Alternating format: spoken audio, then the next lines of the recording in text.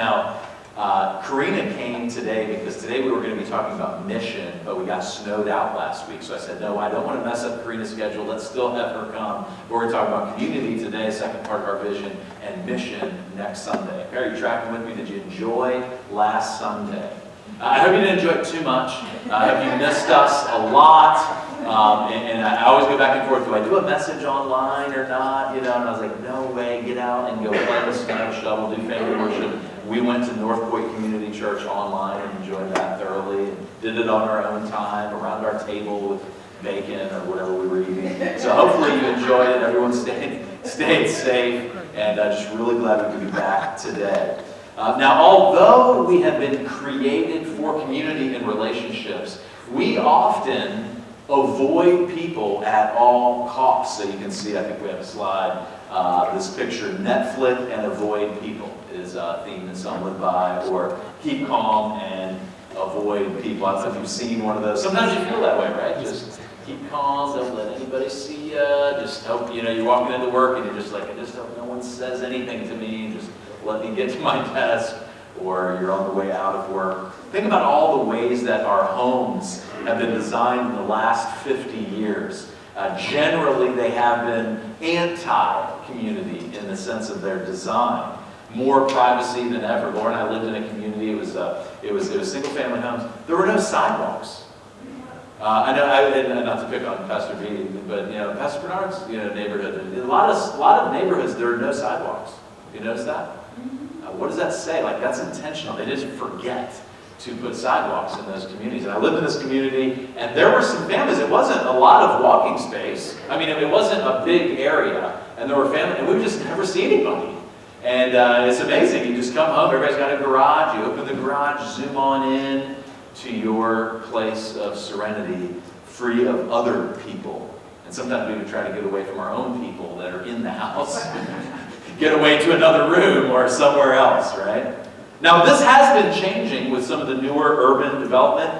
Case in point, the downtown Crown right across the street. You look at the way that some of these areas are being designed, and there is some intentionality. If you look at the way that the Kentlands was designed, it was really designed as this walking community. And I've actually been in some presentations with the urban development of downtown Crown, and the walkability idea of community is very popular right now, especially among young people and young professionals. So I'm thankful for that. Yet even amidst crowds, even among those who are actively involved in social sports and social clubs, most people feel a longing for something more.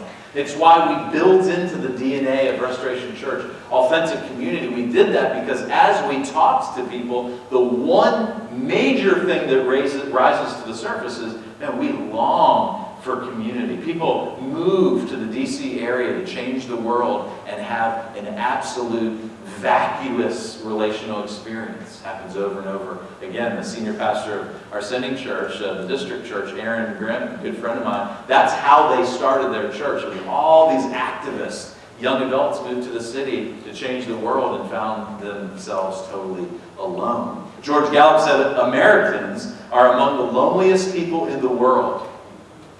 Doing life alone, especially in the midst of lots of people, and I think sometimes especially in the midst of lots of people, takes a terrible toll on our souls.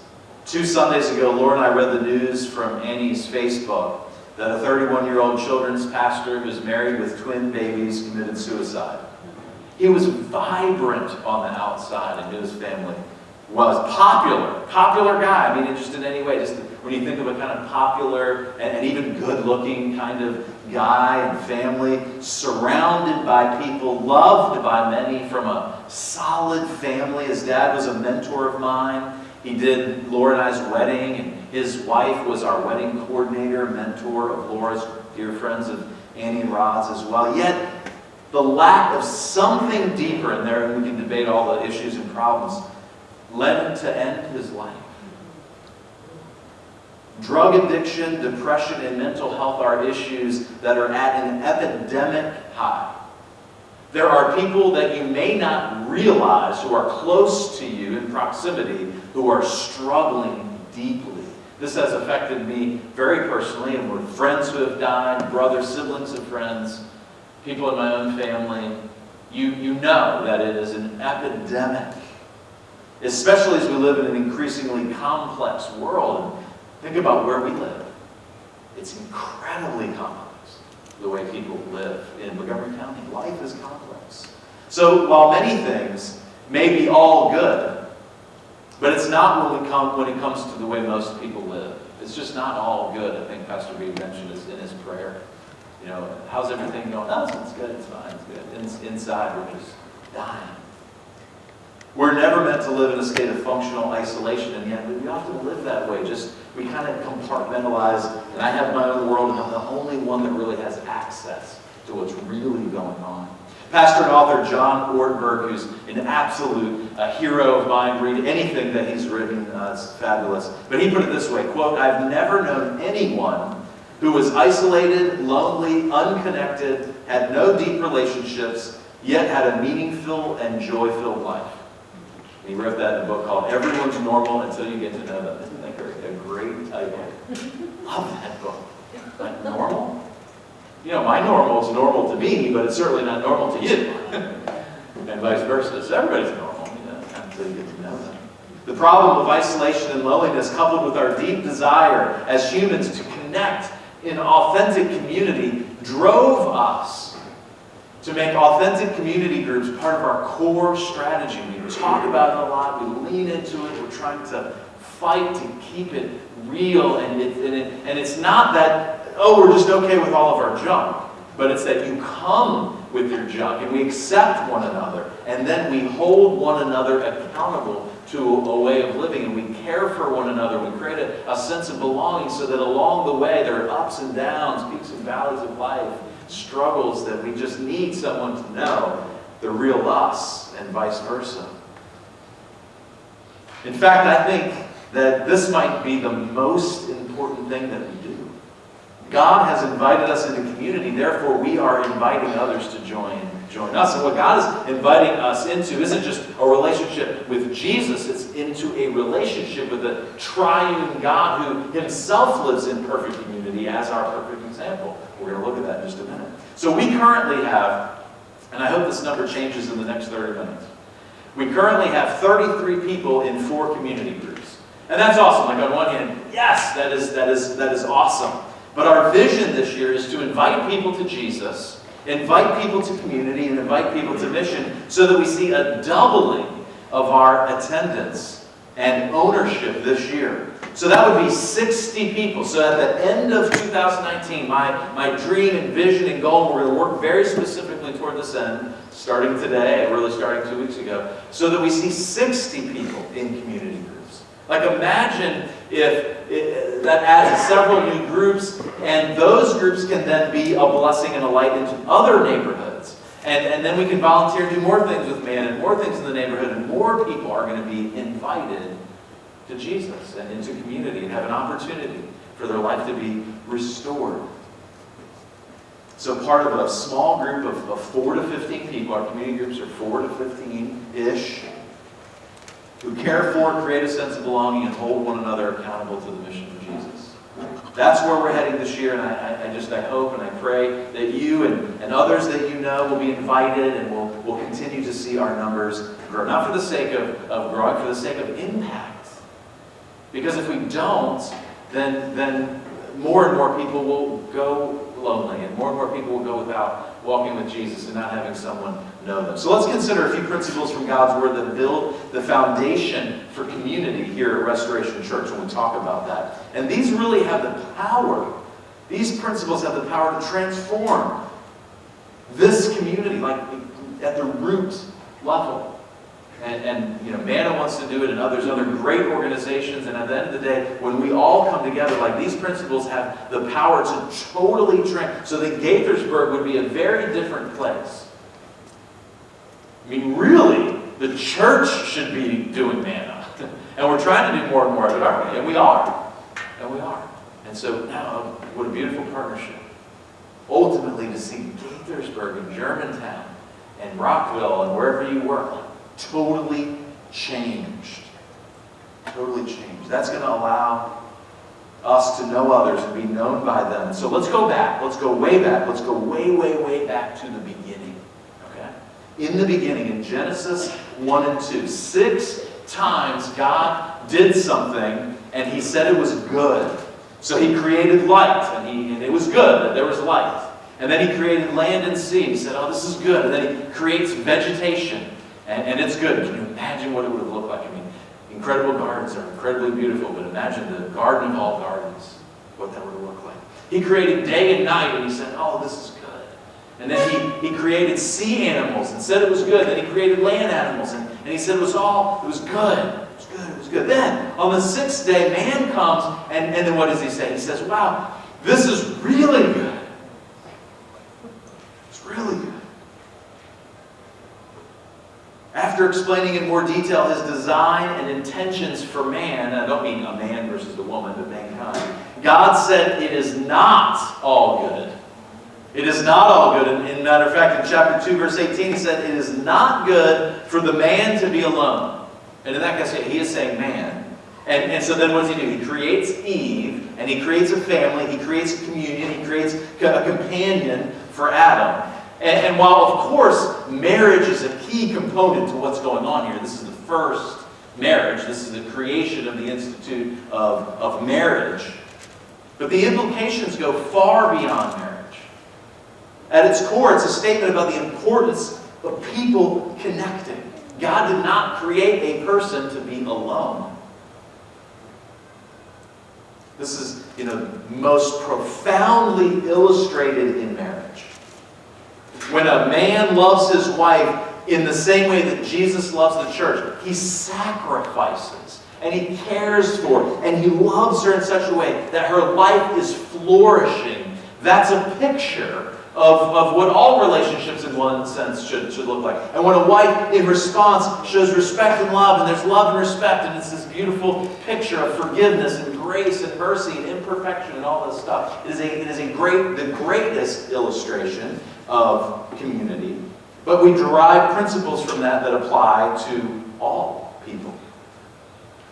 But when the people of God, or when the people that God created for community ignore or rebel this principle, rebel against this principle, life just doesn't work very well. So we do these kind of three circles. I don't know, some of you may or may not remember us doing that. But when we share the good news, the first circle is this, that God created everything to work in perfect harmony. He created mankind to work in perfect harmony together and in relationship to Him. But whenever man chooses to rebel or ignore what God says, life doesn't work very well, and then we get the second circle, which is brokenness. So we can explain all of the brokenness of life in the context of we ignore or we rebel against what God says. Is that why I got cancer? Well, no. I mean, not necessarily.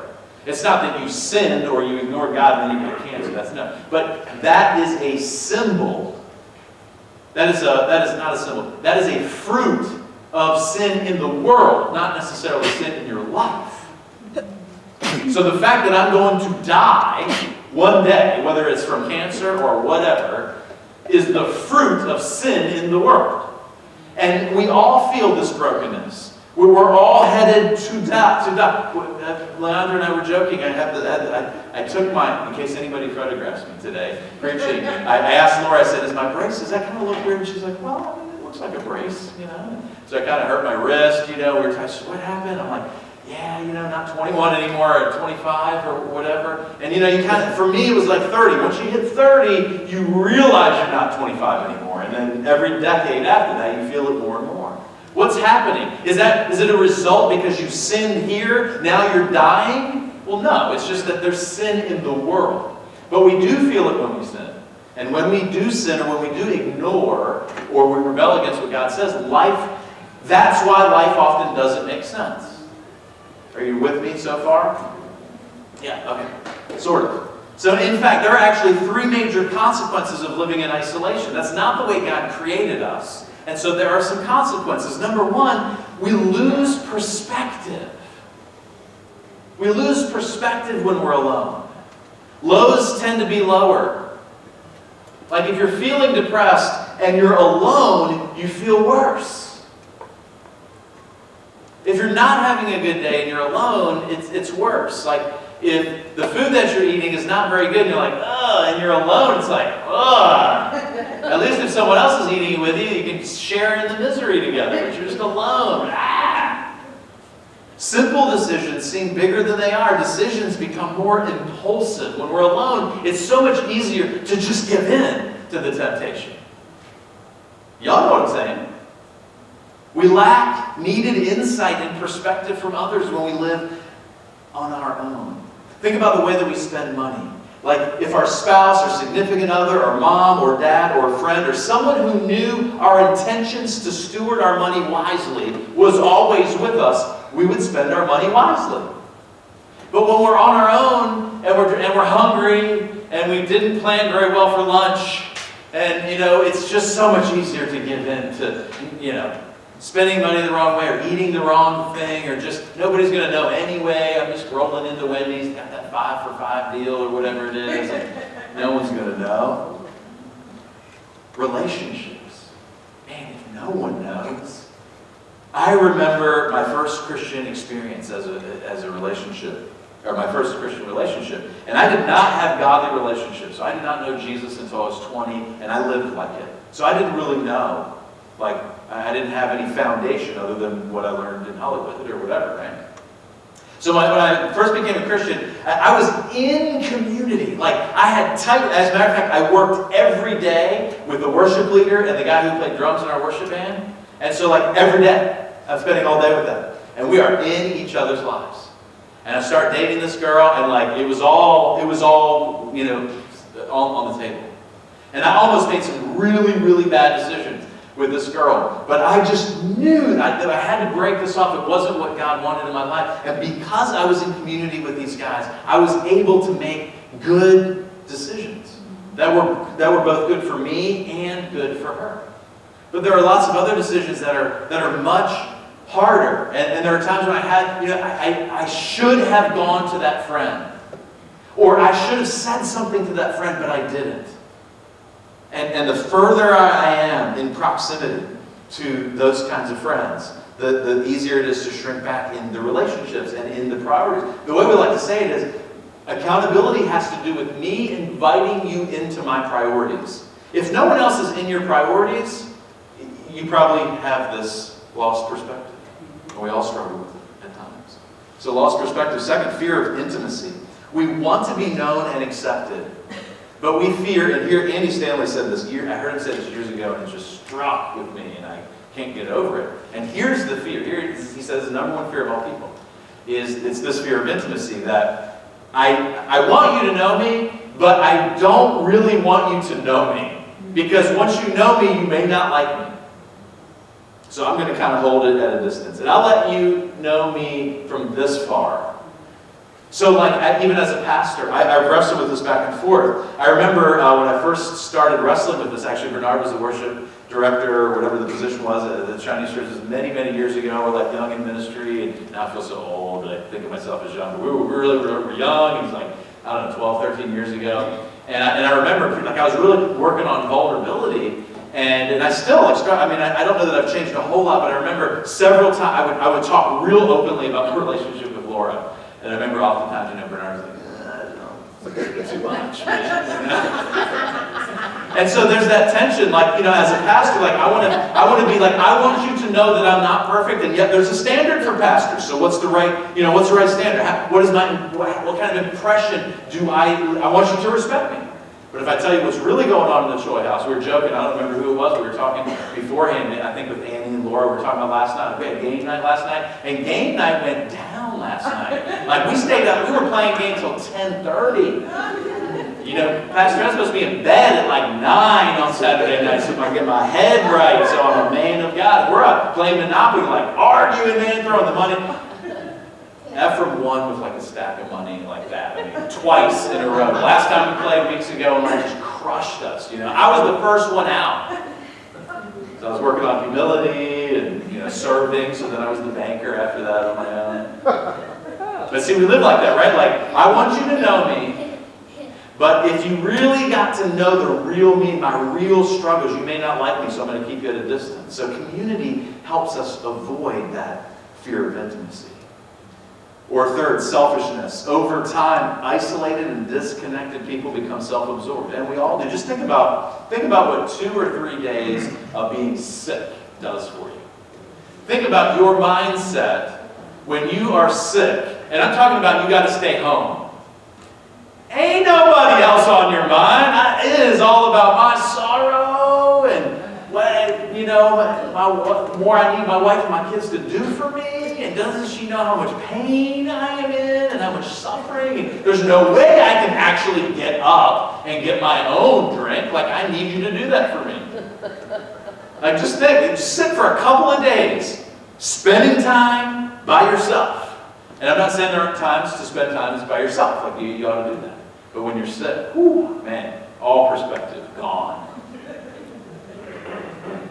And then last, poor health. I love this. Pastor Ralph and John Ortberg mentioned him earlier. He refers to a study on relationships that tracked the lives of 7,000 people over 9 years. So this is massive research. Here's what he said. Quote, researchers found that the most isolated people were 3 times more likely to die than those with strong relational connections. People who had bad health habits, think about like the worst health habits you could have, such as smoking, poor eating habits, obesity, or alcohol use, but strong social ties lived significantly longer than people who had great health habits but were isolated.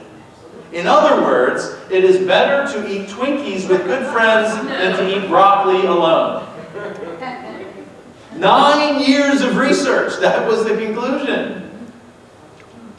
Like, I kind of want to do both, I kind of want to, eat as healthy as I can with friends, and then everyone, that's kind of why I work out. Like, I go to the gym, and I run, and I ride my bike so I can eat and not feel as guilty about it, because I like to eat some food. Maybe I'm the only one, I don't know. There are serious consequences for ignoring God's design for being in community with others. I've felt the pain of that over different seasons of my life. Now notice the passion that Jesus had for his followers to experience community. Just before he went to the cross to suffer and die for our sins, he spent some time praying. And this is a time in Jesus' life as he's getting ready to die. He spent 3 years with his disciples. This is a time and a kind of a passage in the Bible that's very important for us to look at, because you would think right before he's done, he's going to talk about the things that are most important. This is also a major benefit of following Jesus and being part of a local church. There's a huge trend, and it's been going on for a while, that people, I hear couples say this all the time, that they consider themselves spiritual but not religious, and they like the faith and whatever, but they're not so big on church. There's a huge problem with that, because there are huge benefits to being connected to a church. And I just mentioned some of the downfalls of not being part of it. Here's what Jesus said in John 17, verses 20 and 21. He's praying. This is the passage where he's like praying, he's so burdened, he's sweating blood. And he says, my prayer is not for them alone. In other words, he's not praying just for the disciples that he's about to leave behind. But I pray also for those who will believe in me through their message, that all of them may be one. Father, just as you in me and I am in you. So I mentioned how, we're being called to not only just to God, but to this Trinitarian God, this God that lives in community, who is community for us. May they also be in us, in community, so that the world may believe that you have sent me. It is just not the will of God to live outside of community. And I would even push it a little step further. This, I know it's getting personal. Some of you, maybe you're wrestling with the Christian faith or church and all that, and that's totally cool. I'm just throwing out, I want you to know like what we believe and how important these things are. I really think that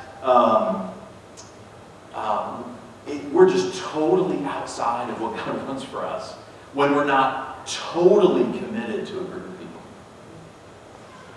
And that total commitment to a group of people. Because, and we're going to read this in a minute, the language of the New Testament is that we aren't just buddies or acquaintances. We are members of one another. When you hurt, I should hurt. If I don't know you're hurt, I can't hurt with you. as we've been experiencing this friend who committed suicide, and Rod and Laura and I were talking earlier, it's been, I have been personally trying to learn how to carry a burden. And I've wept, I've cried so much in these last couple of weeks, trying to just, there's nothing I can do, really, but what is it, like I'm just trying to carry a burden for a friend, for a family that they're just hurting so bad. It's unimaginable. I can't. And so if I can just feel it a little bit. So if I don't know your hurts, I mean, it's one of the challenges of a pastor. Pray for me, pray for Bernard, Rod, and all else. Because we know more than you know. Like, we know a lot of the pain. We get to celebrate the joy, but, we normally get the bad news. Now, Drew and Jess are not here, so I'm expecting if there's something going on, there's a text I'm going to receive because we're about to have a baby in our community here. Haven't heard any news yet today, but pray for that. They're in class. Jesus' prayer was that all of his followers would experience the kind of meaningful relationships with each other that the Trinity has always experienced together. That mutual encouragement, support, love, and honor would characterize our relationships with one another just the way they are in the Trinity. Note that Jesus tied the credibility of his life and message to the eyes of unbelievers to the way that we as his followers relate to one another. Like the credibility of our church, in part, is going to be judged by our relationships with one another. Like when people from the community come into our church, or they come to see us when we're serving, or they're in our lives in one way or another. And the way that we relate to one another is going to either attract them to want to be a part of something like that, or going to say, like many people I hear week after week. I mean, I met 4 couples this week, and all 4 of them said something similar. I have the faith, I can consider myself spiritual and even a Christian, but we really don't see the relevancy of church. Thanks. There's almost nothing more destructive to our influence than disunity and discord. And a lot of times the reason why they're saying that is something happened and it didn't get resolved, it didn't get worked out, and it just put such a bad taste in their mouth about church. We are not perfect. We're not going to be perfect. As leaders, we're not going to make the best decision. We are trying hard to make the decisions that will move the church forward in the way that we believe God is calling us to. But listen, if there's a problem that's simmering in your heart, I can't do anything about it unless I know. And so let us know. I mean, if there's problems and issues and pain, and man, we want to be the kind of church that just works through that as best as we can. By the grace of God. We're going to mess up and we're going to say offensive things, and that's why we like to use the word grace-soaked. Like just soak it with grace. Give one another the benefit of the doubt. They probably didn't mean anything by that. And there are some things that we can overlook, and there are things that we need to speak into. So the stakes are high. We cannot settle for anything less than Jesus' dream for community, the credibility, like we've said, of the gospel is at stake. Now, pastor and author Randy Friese, he says it this way. Quote, the development of meaningful relationships where every member carries a significant sense of belonging is central to what it means to be the church. This is a God-ordained gathering of people that is so strong that even the gates of hell will not overcome it. We're not going to be perfect, but creating a sense of community where people really feel like they belong. So strong. Now, listen to what the Apostle Paul said about the importance of community. We'll wrap up with this few comments about this passage in Romans chapter 12. So follow along. This is such a powerful, powerful passage. And if you're new to this whole idea of church, I think this is a really, really good picture of what the church should look like. Paul says this, for by the grace given to me, grace soaked. For by the grace given to me, I say to every one of you, do not think of yourself more highly than you ought to. So when you stand up and you got something to complain about against that brother or sister, start by taking a step back and consider yourself first. There's a new phrase we're introducing in our home. This is so great. One of our core values is fun. Have a laugh. Someone getting too serious in the house? Yo, Dad. Pull back and have a laugh. You're way too serious right now. You know, and we get all worked up about stuff. You know, there's a couple of things we got to get worked up about, but pull back and have a laugh. Sit down, stand up. I don't know. Just pull back. Do not think more highly of yourself than you ought, but rather think of yourself with sober judgment in accordance with the faith God has distributed to each of you. We do not all have the same amount of faith, which makes us deeply interdependent. Some of you are tracking along and you're like, man, when you hear this vision, and yes, 60 people in community groups next to you, man, let's do it. Yeah, you're all fired up. And some of you are like, crazy. We got 60 people in the room. You got a little bit of faith. It's all right. That's all right. That's okay. Listen to this, verse 4. For just as each of us has one body with many members, and those members do not all have the same function, right? Every part is essential, not all with the same function. So in Christ we, though many, we form one body, and each member belongs to the other. Repeat after me. We belong to each other. See, most of y'all don't believe that yet, and I struggle with it too. What does it mean that I belong to Ross and Ross belongs to me? I think part of it demands that we invite one another into our priorities. I can't just go change my career without consulting the people that I belong to. One of the things that I have just thought is absolutely crazy is when somebody in the church tells me they're just moving. Like I'm going, and this has not really happened here at Restoration Church, but over the years, like hey, I just want to let you know this has been great, and my husband and I we're moving to Idaho next week. Like that's great. That may be God's perfect will, but like you're just doing that on your own. Like we're members of one another, Like come on, we're members of one another. This is countercultural. Like this is different than pull up your bootstraps and you can do. Like we depend on one another. We're members of each other. Now I don't know what your family is like, but like when in the Choy family, when you're a Choy, it comes with certain responsibilities.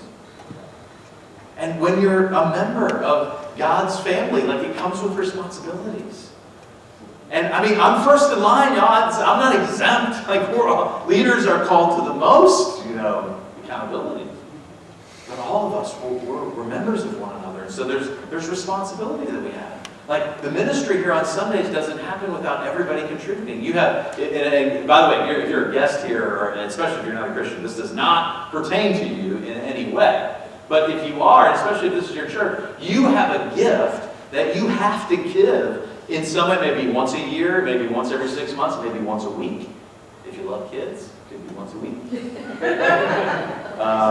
you can sing, if you can dance, whatever it might be, like you have gifts that are meant to build up the body. And that's not a guilt thing, like, oh, you got to be here every Sunday, and every morning at 9 o'clock. No, some people, yes, not everybody. And you've been given other stewardship. You also steward with your mission outside the church. And those are two distinct things. We got way off. Verse 5. Verse 6. We have different gifts according to the grace of God given to each of us. It is only by the grace of God. It's just a gift. It's a gift. It's a special enablement, empowerment by the Holy Spirit that God has distributed differently to each of us in the way that He wanted to distribute them. You can, by His grace, fulfill that. Notice the list here. If your gift is prophesying, then prophesy in accordance with your faith. If it is serving, then serve. If it is teaching, then teach. If it is to encourage, then give encouragement. If it is giving, then give generously. If it is to lead, do it diligently. If it is to show mercy, do it cheerfully. Now, some of this happens on Sunday mornings, like I just said. Some of that does apply here to Sunday mornings. However, community groups are the best environment to experience restoration to authentic community. The best place. So how do we actually apply those principles? How do we apply those one another experiences? Well, I think the best way to do it is in community, where we define community as the ABCs, and we experience it in CBA, but it's the ABC. So number one is accountability. It's inviting, like I said, inviting other people into our priorities. to challenge them, to challenge our relationships, to invite people into our relationships, especially if you're younger and single or older and single, or you're going through a major change in life. Like to just invite some godly, wise people. It could be just 2 people. 2 or 3 people. I mean, our small groups, good place to do it. Maybe just some godly, wise Christian friends are going to help you navigate those challenges. So accountability, belonging, we all long to belong, don't we? A person who has a sense of belonging is someone who feels accepted, connected, and comfortable with a group of people. And I think, most of us feel like, this is kind of family. And some of us need to really open up and maybe a little bit more. People need to know that they matter, and they will be missed if they don't show up. I mean, I try, and sometimes I fail, and I'm not a great pastor sometimes, and I forget, but I try. If someone doesn't come to community group or whatever, I just call them to throw on the guilt, the day after. I know that they got to be there. Because actually, Amir called me, before our community group. He's like, I'm so sorry, dude. It's cool, man. It's cool. It's fine. Thanks for calling. You belong here, okay? It's good.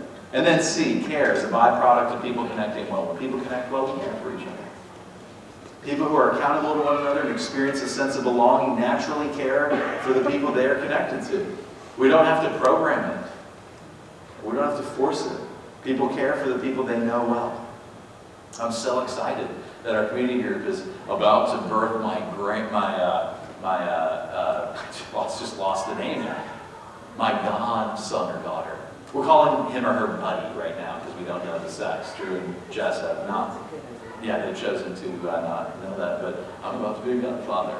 And I'm really excited. And what's been really cool is over the weeks and months and really years, I've just gotten to know Drew and Jess so closely that it's just a no. Are we going to show up with lasagna like the week the baby? Of course. We don't have to program them. We don't have to program it. Now, by God's grace, I've been able to experience more of this in my life in the last few years. I'm indebted to others who have cared for me, giving me a sense of belonging, and held me accountable to the ways of Jesus. Really grateful for that. Andy Stanley sums it all up like this, and we're about to wrap up here. I promise. This is what God has called the church to be about, creating environments where authentic community can take place, building relationships in transformational communities where people experience oneness with God and oneness with one another, communities that are so satisfying, so unique, and so compelling that they create a thirst in a watching world. Man, I long for that. And I believe you do too. And that is what is being created here at Restoration Church. God has invited us into community with Him and with one another, and now we're inviting others to join us in community here at Restoration Church. We're inviting people from all ethnic, all socioeconomic, all educational, all gender backgrounds, all work experiences, young and old. I met with a young man yesterday, a recent college grad who was a teen in our youth group. He's visited Restoration Church a few times, and he lives in the neighborhood. And I was like, so dude, look, I know we don't have a lot of young ladies up in the house yet. Like young, like he's like 22. But if you come, so hang on. But I was like, hey, you invite a couple of your friends, and then it doesn't take much to gain some momentum. And I'm really excited about that. I want young people to feel like they belong here. If they come in and they just don't feel like they belong, maybe there's another church that they can go to, that's fine, there's no competition. But I want them to belong because you know where revival is going to come from? It's probably going to come from those who are younger, who are going to push us out and motivate us and challenge us. Young and old, rich and poor, citizens and immigrants. It's apropos that on this eve of MLK Day that we do something for all people, that we fight for equality, that people belong in community with us from all backgrounds, that we live out the dream of Martin Luther King, that is our dream, that we can be a unified, diverse body, and I'm so thankful that we are much of that. This year, by God's grace, through our invitation, I'm praying that our groups will double from 33 to 60, as I've said. Last week, our community group's pizza party was canceled due to the snow. So I'm just going to take a minute here to introduce our 4 groups and their leaders. So leader, just briefly, because Tom's got to go. He's got lunch ready. I don't know, what do you want for lunch? No, don't tell us. Don't tell me. I'm already hungry. So real quick, we have 4 groups. So Ross leads a group, Marcy, Bernard, and I lead a group. So just share real quick when and where your group meets. Okay, so when and where your group meets, and any fun fact or unique aspect of your group. So Ross, we'll start with you. Hello, everybody. I'm the leader of the group that we meet over, I guess we call it Northeast Gaithersburg, over by 124. We meet at their house over here.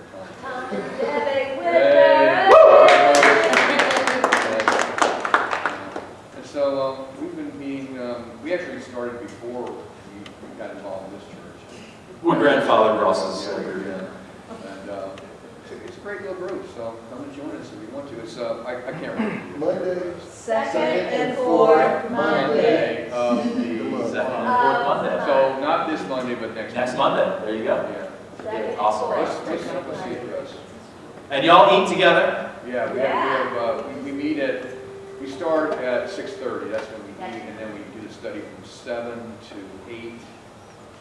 8-ish, and then we pray for X amount of time. Awesome. So we're done by about 8:30. Awesome. 6:30 to 8:30. Thanks, Ross. Awesome. So glad to have you. Marcy, yes. Tell us about your group. Unique group. One of my favorites. At least one of my 4 favorites. Hello, my name is Marcy, and it's actually Marcel, but I prefer Marcy. And I am the leader, co-leader of the Downtown Crown Community Group. Woo, ladies! Come on, ladies, y'all got to help me. And we are meeting every other week, and we're meeting at Karen Cummins, and we usually start, this time we're starting at 7:30, and we're around it wrapping up at 8:45. And like I said, it isn't all women's group, but we have a lot of fun. We do eat and snack, and we, we pour out our hearts to one another, and it's unique when you get a bunch of women together. Women are just naturally something in us where we can just share. And like I said, hey, come on now, join us. It's every other week for the next 8 weeks, and we will be starting tomorrow. Like I said, Karen Cummins is home. She's hosting from 7:30 to 8:45. And just what general area, Karen? About 5 minutes from here. Right around the corner. Awesome. I mean, it's right near. Thank you guys. Well, you can see why it's one of my favorite groups. And Bernard, the longest standing group. Our group meets about 5 minutes the other way. And we meet every Sunday from 5 to whenever. We start with dinner and for about an hour, and then we have group, and then you can stay as long as you feel like you want to stay. Our house is your house. Fun fact, we don't have childcare. No. You may eat smoked meats once a month. A fun fact. That's the fun fact. I'm glad you said that because I was tempted to say something. Yeah. That Bernard is quite a cook and he is quite a smoker. And, Of meats. I mean, Of meats. Just to be clear. well, I thank God for what He is doing in y'all's groups. Our group is newer, and we meet on Tuesday nights, every Tuesday night, 6:30, and we kind of say 6:30 to 8, but it's kind of 6:30 to whenever. I think we ended at 9:15 or something on Tuesday. We begin with dinner, and our group, fun fact, is having our first baby any day now. So Drew and Jess are having a baby. We're very excited, and maybe more somewhere down the road. So you can join a group today by simply putting community group. If you are not part of a group, you can join a group today, put CG on your Connect card. We'll follow up within 24 hours. Or you can sign up over on the Connect table over there. There is a sign-up sheet that is currently blank, and that is okay because most of you have signed up through Connect cards. But you can sign up there. Or, best yet, if you're a woman and you want to visit Marcy's group, see her, Bernard's group meets on Sunday nights. Ross's group meets on every other Monday or Tuesday. And our group Second and meets on fourth. Monday. second and fourth Monday. Monday. Second and fourth Monday, and my group meets at the same time, but Tuesday nights in Germantown. So geographical is kind of important, time, day, availability, all those kind of things. So get into the best group that fits you. We follow an up, in, and out. So in the fall, we're normally doing an up, kind of a Bible study, Godward kind of focus, even though we're always Godward. Winter, it's cold, in, so we're focused on community. And in the spring, we're focused out. And so this quarter, we're going through a book called Emotionally Healthy Spirituality, as Leandra said earlier. One of the often neglected but supremely important aspects of spiritual formation is our emotions, which we often ignore. About 15 years ago, I was introduced to pastor and author Pete Scazzaro. He wrote the book Emotionally Healthy Church, introduced it to our church. We went through it, made a profound impact. Pastor B was part of that as well. I've been learning these principles ever since, but more deeply in this last year. He's written several other books, Pete Scazzaro, on the subject. He now has a course, and we're going to go through the course. Anyone is invited. We're going to go through the Emotionally Healthy Spirituality course. It's a 2-hour for 8 sessions this summer at Pathways Church, which is right around the corner. So excited about that. We'll share more about that in the weeks to come. The core premise is this: it is impossible to be spiritually mature while remaining emotionally immature. And I can tell you, I'm like at the emotionally immature, like I can relate very deeply, and it's been a great journey for me, and I'm sure it will be for you as well. It gives us a framework or a paradigm to deal with the stuff in our lives that's deeper beneath the surface. Some of the stuff that comes from our families of origin, conflicts in our past, unhealthy habits, and those types of things. The secret sauce, however, is not just reading the book, but processing these things together in community. Our aim is to do just that. So we've been created for community, but few people experience it. So you might not be experiencing life transformation because maybe you're not experiencing community. So imagine how different our lives, our community, our church, Gaithersburg will be when we experience and grow in these ABCs and in accountability and really belonging and really experiencing care. So will you accept the invitation? And really what I would like to extend is, if you're not involved, that you would accept that, but also that you would even extend the invitation. There's always an empty seat. I know at all of our groups, there's an empty seat that can be filled by someone who needs it. God is inviting us, so we are inviting others.